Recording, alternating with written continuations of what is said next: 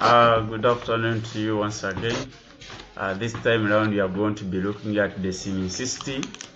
When you see the seeming system, we are looking at a measure which encompasses the earthquake occurrence. In other words, it is a tool that is used in measuring the earthquake that may be had occurred in a given area for some good time. When you move on, it shows we are going to be seeing how it measures the earthquake in terms of occurrence, talk about mechanism, then push and also look at what we call the magnitude, the strength of the earthquake at a given geographical location. They are saying that such an earthquake, it may be summarizing a region, a seismicity activity. Therefore, in other words, the term was chained by Beno Gobel, Charles, and Francis later in 1944. These people came up with that definition of seismicity concerning the earthquake. And now we are going to be pushing on and look at the causes of earthquake in full details.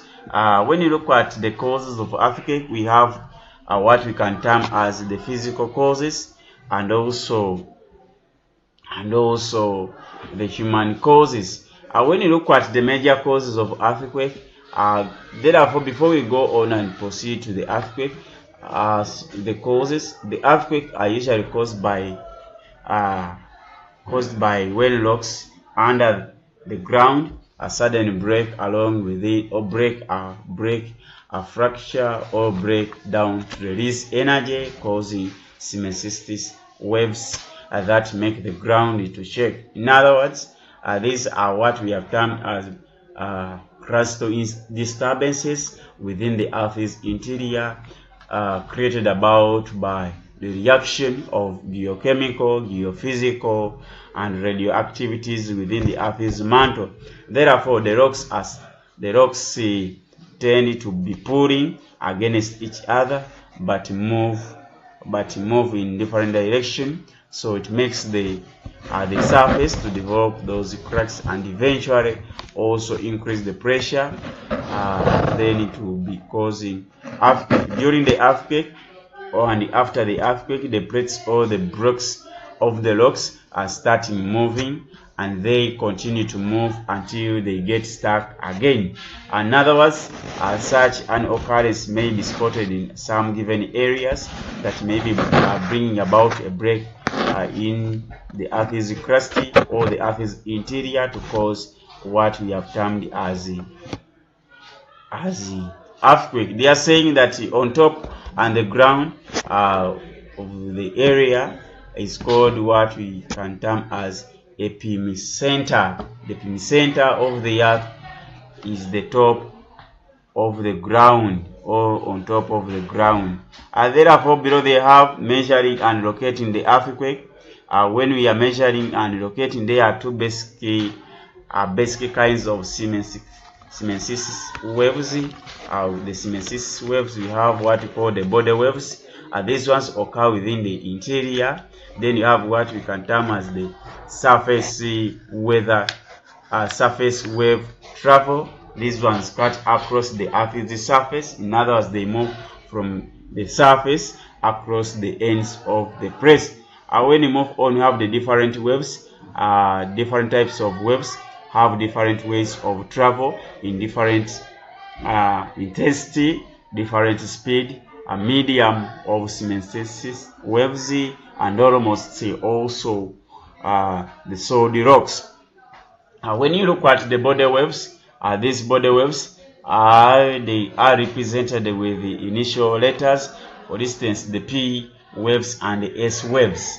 The P waves, or what you can term as the pressure waves, these are longitudinal waves. That means that occur by compression. In other words, these ones generate or move energy in a certain direction, but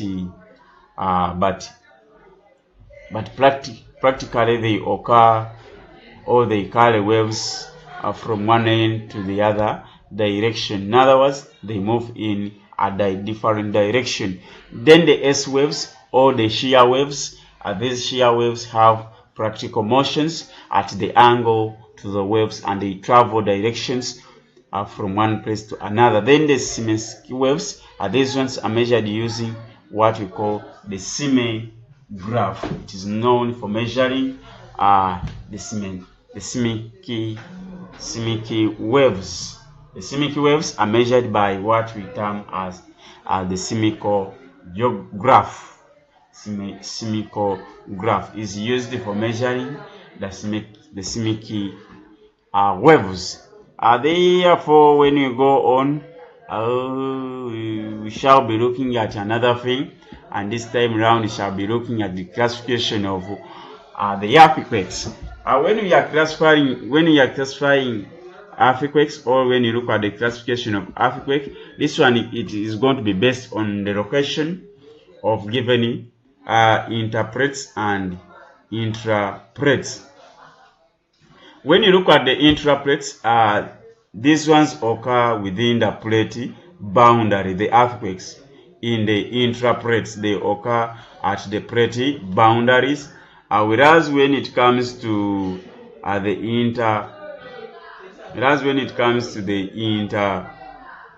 intraplates, these ones occur in the interior of the plates.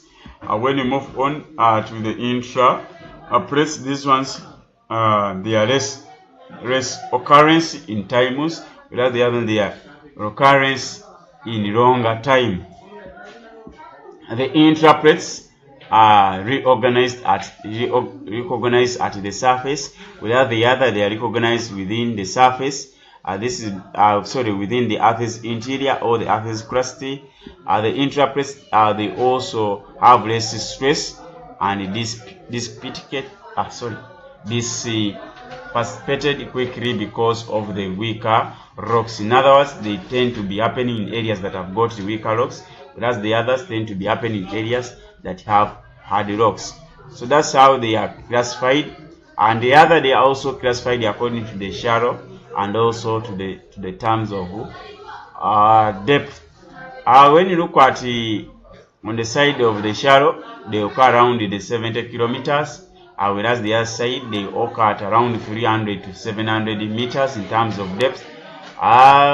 This side on the shallow, they occur within the outer layer of the crust. The other one, they occur within the deeper subduction zone, in other words, within the Earth's interior, closely to the bottom. At this side of the smaller, they say they range between 1 to 5 degrees in terms of magnitude, whereas the other side they occur in terms of magnitude around 6 to 80 magnitude. So those are some of the classification you can give, or we can talk about the earthquake. Then the other thing, we shall be looking at a new thing, and this time around it will be a new chapter. Those are before the new chapter, we shall be looking at the effects of the earthquake, where we shall be picking up next time from. For now, I beg we stop here.